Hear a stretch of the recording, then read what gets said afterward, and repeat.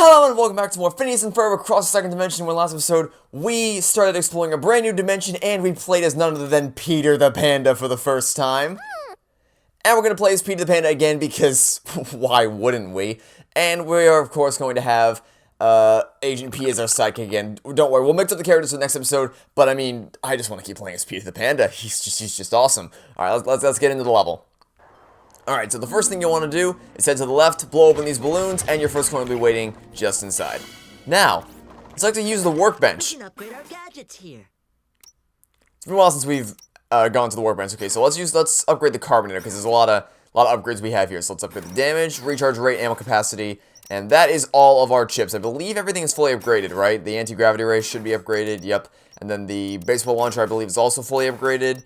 Yep. Okay, so now just gotta wait until we level up the weapons so that we can upgrade them a bit more. Okay, now let's keep on moving through. The land of balloons.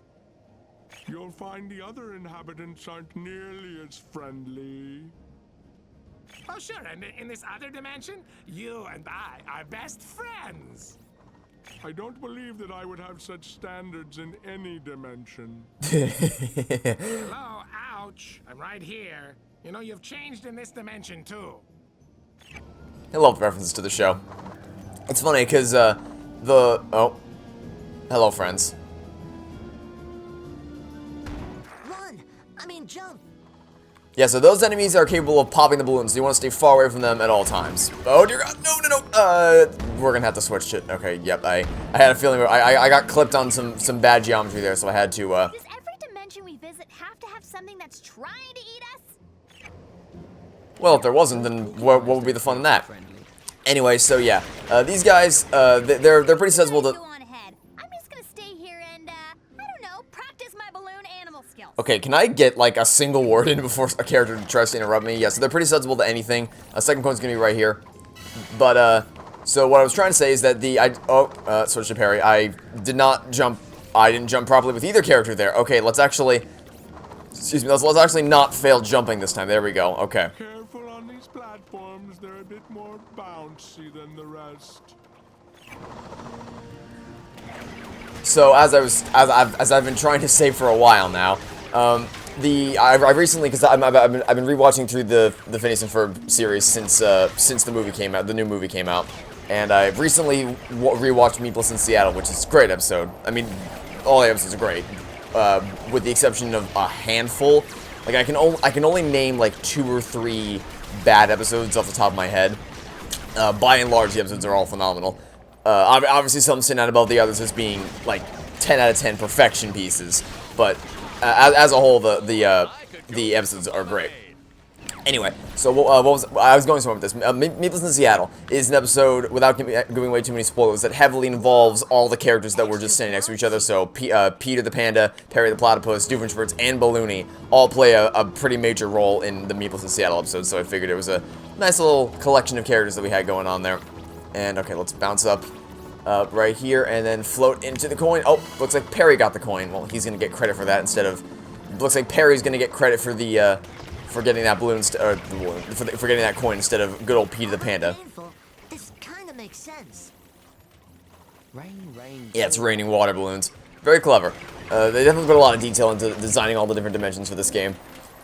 Anyway, yeah, so Balloon Dimension is actually pretty short. We're actually going to be finished up with the Balloon Dimension in the next episode, but it's not as short as the dimension after this one. That one only has 2 levels, and we might be able to get through both of them in one video, depending on how things go. I don't know, maybe. It'll depend on how long they take us, but we might do the dimension after the Balloon Dimension all in one video. I haven't quite decided yet.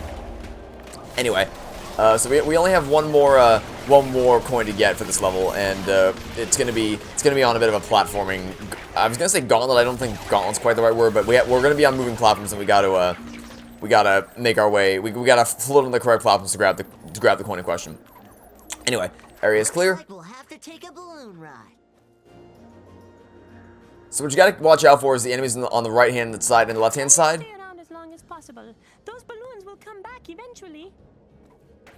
Yeah, so you gotta keep an eye on them and like jump at the last possible second so that you always have another balloon to jump on. Because you'll notice that they do pop up very frequently, and they know which platform you stand on. Also, you want to make sure you're not you're not in front of any of the big balloons. I messed up. I messed up really badly there.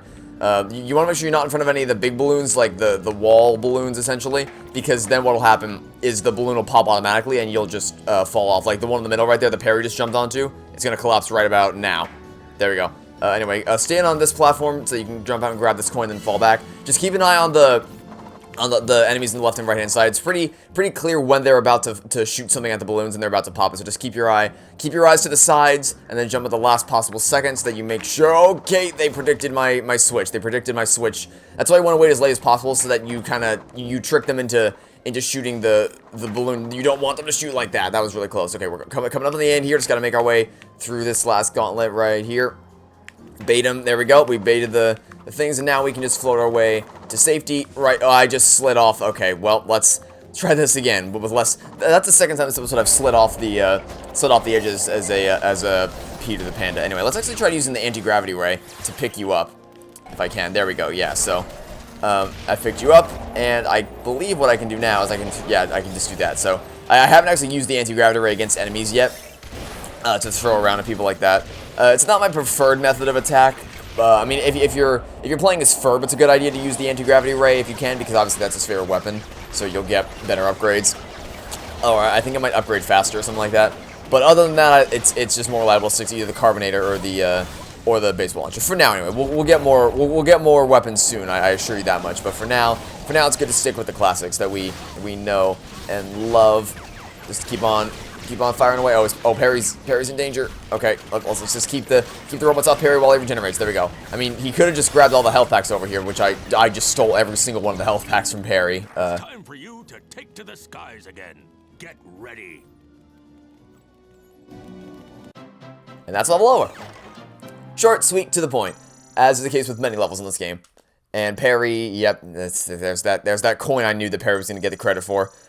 All right, well, now let's, as always, we'll play a couple rounds before we of the minigames before we call off the video. Starting, of course, with the crane game. It's been a couple days since I've recorded an episode for the series, so we'll see if I still know the timing for getting this red capsule, because I was able to consistently get this red prize capsule every single episode before this point, or at least for as long as I was able to do it. So let's see if I still know the timing, and the answer is yes, I do.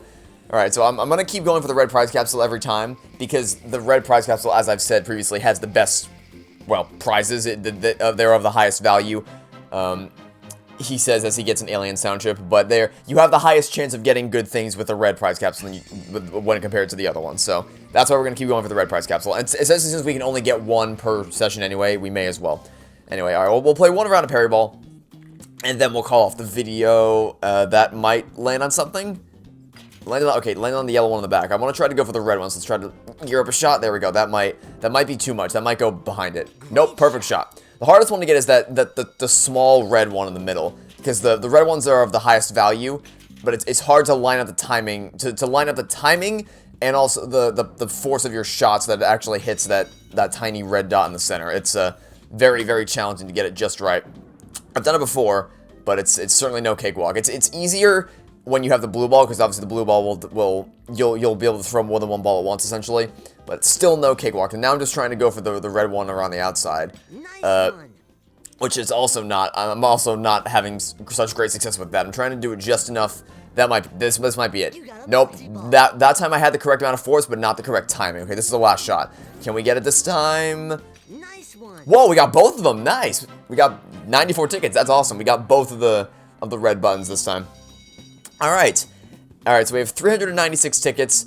We only need, for the next unlockable character, we're only gonna need, I think, 500. I say only. We're gonna need 550 tokens to get tickets to get the next unlockable character. So I should be able to get that before we need it. So I think we'll be good to go. Anyway, that'll be it for now. Thanks for watching. Stay tuned for next time to catch you all tomorrow for some more Phineas and Ferb across the second dimension. Goodbye.